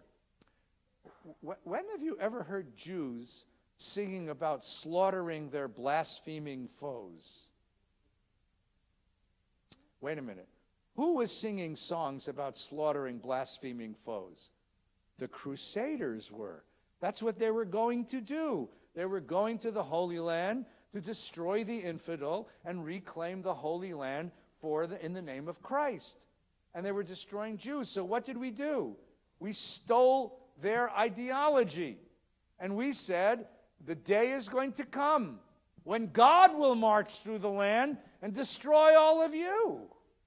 And that's what Ma'otzur is. I bet you didn't know, such a militant song, right? Don't sing this to your non-Jewish friends, because this says you're going to go well, unless they're really nice friends, right? And then there are 8 verses to Ma'otzur. We only know the first one. Here's the last one. The Greeks gathered against me in the days of the Hasmoneans. Hasmonean is the family of the Maccabees, Hashmona'i. They broke down the walls of my towers and defiled all the oils. But from the last remaining flax, a miracle was wrought for the Jews. Therefore, the sages ordained these 8 days of songs of praise. Extend your holy arm and hasten the time of salvation. Wreak vengeance upon the wicked nation for the sake of your faithful servants. For deliverance has been too long delayed, and the evil days are endless. Thrust the enemy into the shadows of death and raise up the 7 shepherds. Who are the 7 shepherds? Abraham, Isaac, Jacob, Joseph, Moses, and Aaron. Or Moses and David. 7 shepherds. What do you get here? This is a pretty awfully violent, aggressive, militant song, but we have no power. We had no power to defend ourselves against the Crusader armies.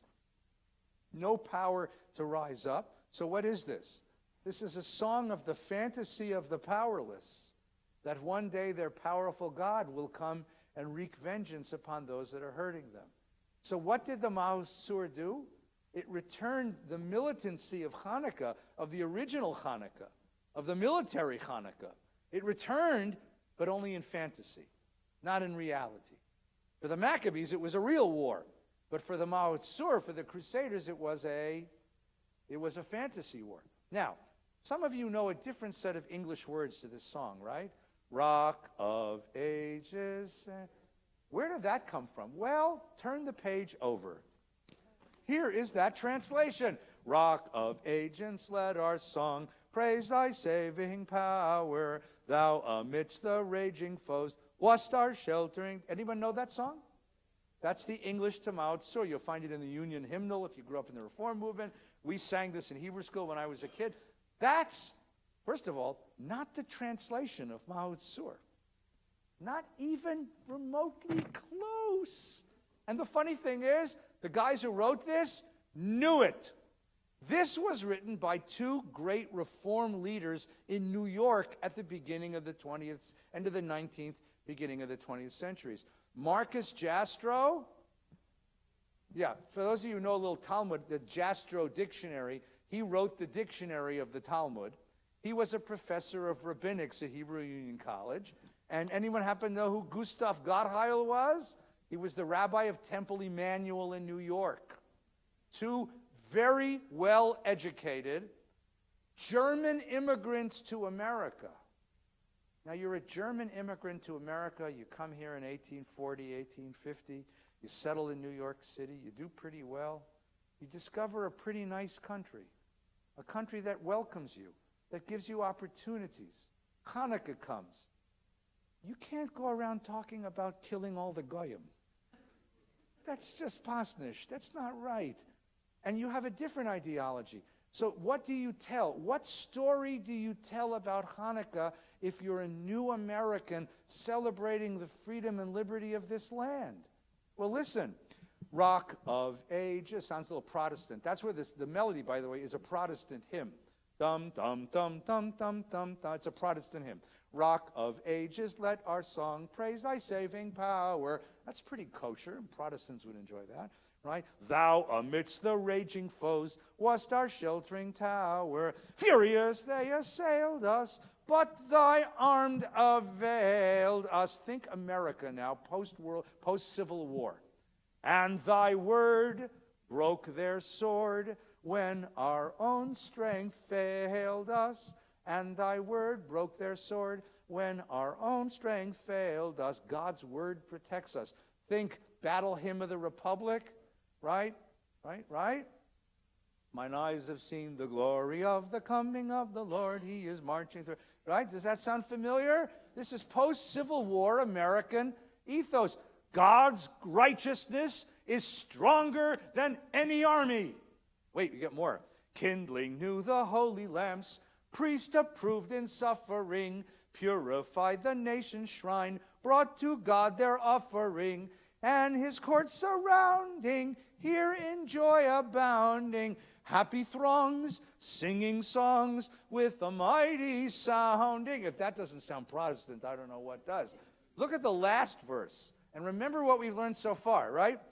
Children of the martyred race, whether free or fettered, wake the echoes of the song, where ye may be scattered. Yours the message cheering, that the time is nearing, which will see all men free, tyrants disappearing. Which will see all men free, tyrants disappearing. Lest I remind you that the book of Maccabees takes pride in the fact that Judah and his armies circumcised any child they couldn't find who wasn't circumcised, did it forcibly, right? And by the way, the only case of forcible conversion to Judaism took place under the Maccabees.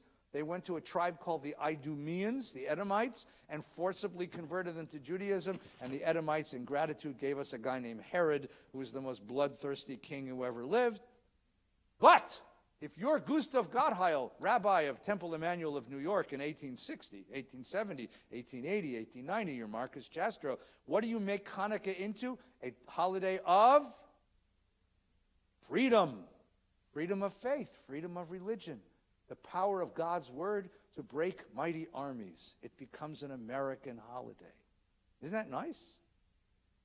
Now, is that assimilation, accommodation, capitulation? It's an assimilation, but it's a nice assimilation. Now, wait. I know you want to know what happens next. And someone asked me before about Israel. Ready? About your Israeli family. Ready? Well, Menashe Rabinowitz, who makes Aliyah in the 1930s from Germany, and from Poland and Germany, who studied music and comes to Israel. And in the 1930s, 1940s, he writes an Israeli song.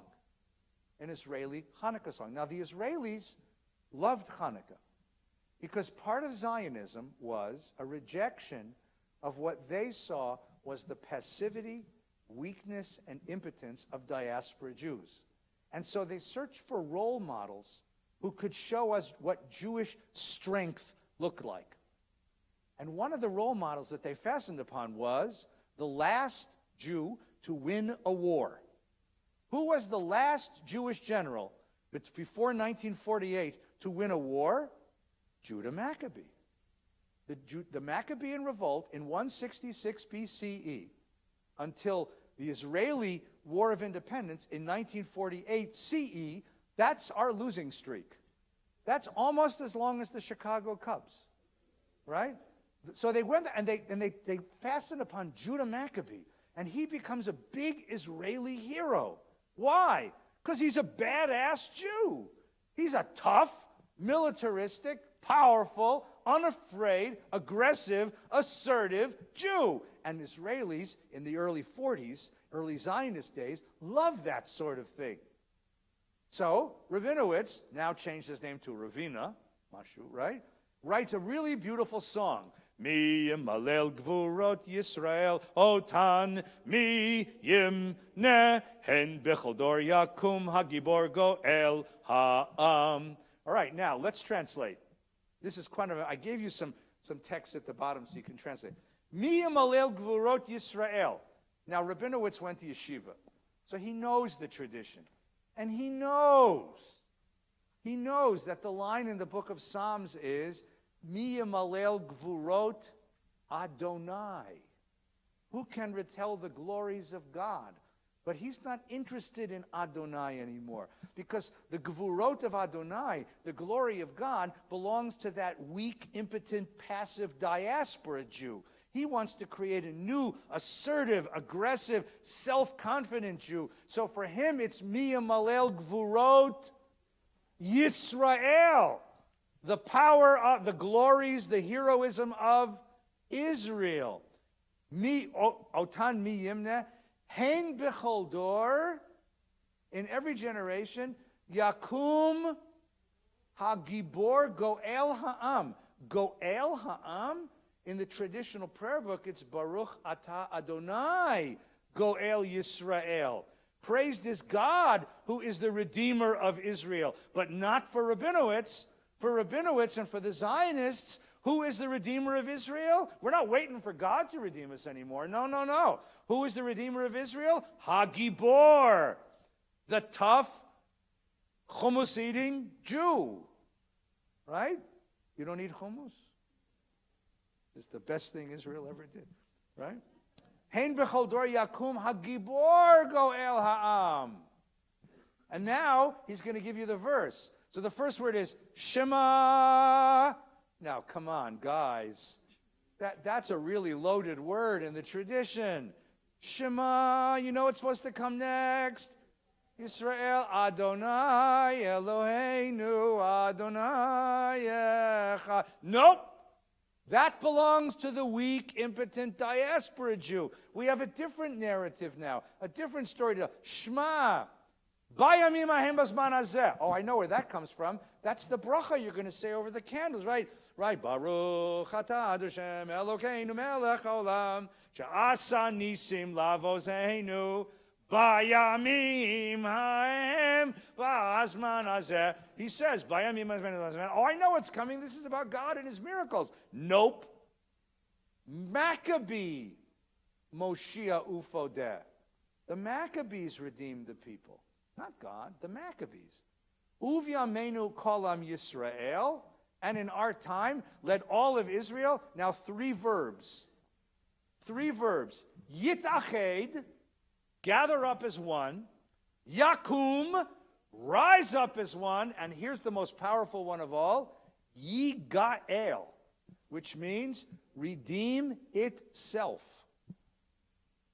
No more God. Who is this holiday about? This holiday is about the assertion of Jewish nationalism.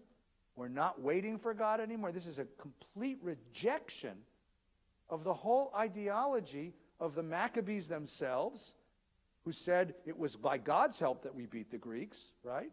It's a rejection of the rabbis who said, we don't want militaristic heroes anymore. right? It's a rejection of Mao's Tzur, waiting for God to come and redeem and wreak vengeance on those who oppressed us. It is a complete rejection of all of that, and it's an assertion of, from now on, our own strength. Our own strength will defend and protect us. And it's a very conscious rejection of all the previous traditions of Hanukkah and an assertion of a completely new holiday. Same candles, same dreidels, same geld, same latkes. Now you get sufganiyot. But a whole different ideology. Now, this is a Zionist ideology. Is that an assimilationist ideology? An isolationist ideology? Is this an accommodation? It's really very interesting, right? You want to add something?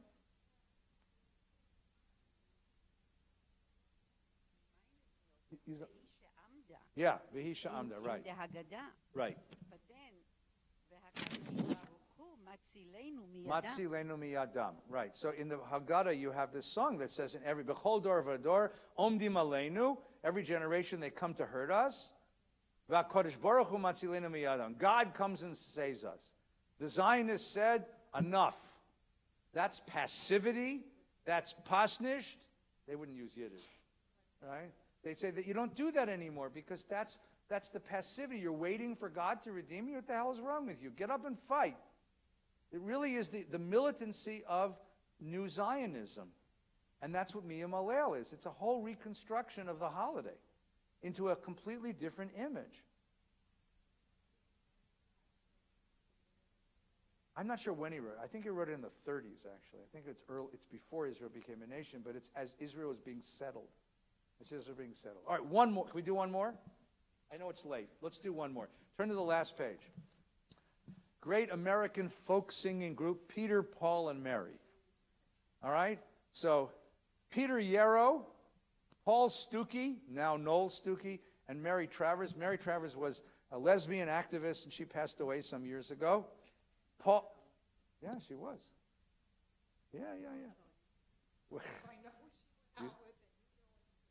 Ooh, in that case, she's not a lesbian. I apologize. I was told. Paul Noel Stuckey becomes a born-again Christian, and his friend Peter Yarrow.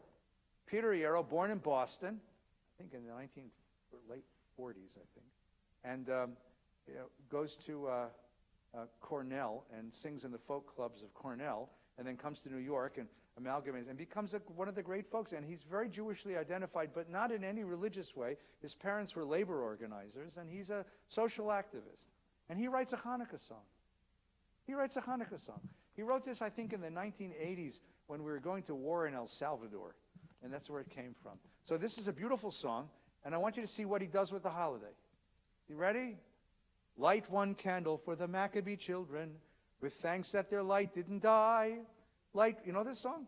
Oh, well then sing it, damn it. Light one candle for the pain they endured when their right to exist was denied.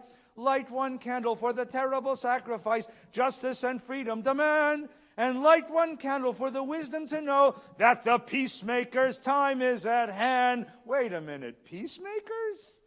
Peacemakers? This was a holiday about a war. He killed the guy. What? So what happened? What did he do with the holiday? He remade the holiday. And what did he make it into? Well, listen to the next. Don't let the light go out. It's lasted for so many years. Don't let the light go out. Let it shine through our love and our tears. So for Peter Yarrow, what is Hanukkah? It is the light of what? What light? Freedom, the fight for justice. That's his Jewishness. It's not religious, but it's engaged in, let's say tikkun if you had the language, it's engaged in the fight for social justice. Jews fight for social justice. We're a minority, and we know what it's like to be a minority, and as a minority, we know we have to fight for social justice because that's the only way to survive in the world. But that's a very different Hanukkah. Let's go one more. Light one candle for the strength that we need to never become our own foe. That's a really interesting line, especially today. Light one candle for those who are suffering a pain that they learned long ago. Light one candle for all we believe in, that anger not tear us apart. And light one candle to bind us together with peace as the song in our heart. So if you're fighting against the Vietnam War, and you're fighting against a war in Central America, and you're fighting against this war and that war, then Hanukkah becomes not a holiday about making war, but a holiday about the fight for peace. I love this. This is great. So what have you discovered? What happens to Hanukkah? Because the symbol of light and darkness is so powerful, especially this time of year when it's so dark outside, in every generation, the holiday gets remade in order to find expression that the community at that moment needs it to be. The Maccabees needed Hanukkah to be the celebration of their victory over the Greeks because they were fighting a cultural war against Greeks and against those who would capitulate to Greek culture. The rabbis needed it to be a holiday of spiritual resistance against the Roman Empire. The Crusade generation needed it to be their fantasy that one day vengeance will be ours, so in the meantime we should hold fast to our faith because God will protect us, if not now, one day. The Zionists needed it to be the holiday of the rebirth of our inner strength and our own self-determination, our ability to express our own say. And Peter Yarrow needs it to be a peace song, a peace holiday. Yes, but it's spirituality in every different guise, in every flavor. Each generation makes it back into their flavor. That's the idea. So now let me ask you, if the holiday adjusts to each one, is it a holiday about assimilation or anti-assimilation? It assimilates into the moment that it's being sung so that it becomes a holiday about that moment's, that generation's needs. All right, let's finish this song because it's too spectacular. What's the memory that's valued so highly that we keep it alive in the flame? That's the question I just asked you, by the way. Did you hear me? See, Peter knows. What are you celebrating? What is the memory that's valued so highly that we keep it alive in the flame? It's certainly not the Maccabees slaughtering those who are sacrificing on the altar, right? What's the commitment to those who have died? We cry they've died not in vain. We've come this far always believing that justice will somehow prevail. This is the burden and this is the promise, and this is why we will not fail. This is sort of the Jewish version of we shall overcome, right? If you're a civil rights activist, a peace activist, a justice activist, Hanukkah becomes your holiday. Forget about what came before, right?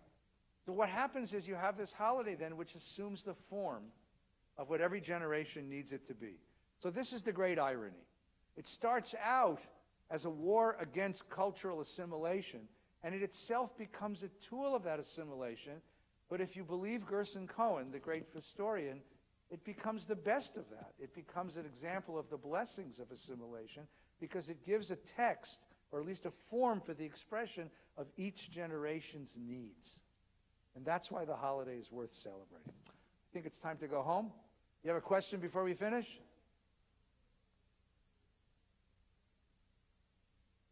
Yeah.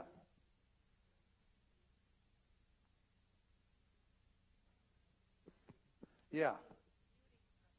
I think the beauty of Hanukkah in any time, and especially in ours, is making our children understand that this is a symbol of our identity. It's ours, and right. The tree is the symbol of Christianity, and you can have both, and you can appreciate it. Yeah. That's not appreciating. That's getting That's capitulation. Yeah. It's a capitulation if you're giving away your symbols and adopting the symbols of another community. Exactly. Because your community has something to say. And if you're capitulating, you're giving away the language in which you can say it. Right? So that's why I asked you at the very beginning, how do you feel about these? Yeah, that's how I right? feel. So you're welcome, by the way, take this home and try it out on your family on Hanukkah. Very good. See if anybody screams at you. You got a last comment because we're going to go home. It's ice cream time. Go ahead. Assimilation had a very negative value Yeah. to it. It had the idea that you were giving up what you had for something else. for some reason we thought acculturation was a better term. Yeah. That you're adopting the culture without giving up your own. Is Well, that I'm using sort all of the these meaning? words. You're exactly right. If you're giving up who you are to become somebody else, I call that capitulation, right? So I said I structured, you have capitulation on one side of a spectrum and isolation on the other. Everything in between is the process by which a culture establishes its place in a world where there's a majority culture. So I gave you all these words: appropriation, accommodation, acculturation, assimilation. They're all great words.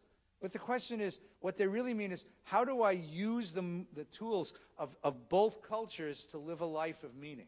That's really what this is about. Thanks very much. Have a great Hanukkah, everyone. Take care. Next week, Christmas. Come with your stocking hats. And next week, Rabbi Schwartzberg, Orthodox rabbi, is going to teach us Christmas.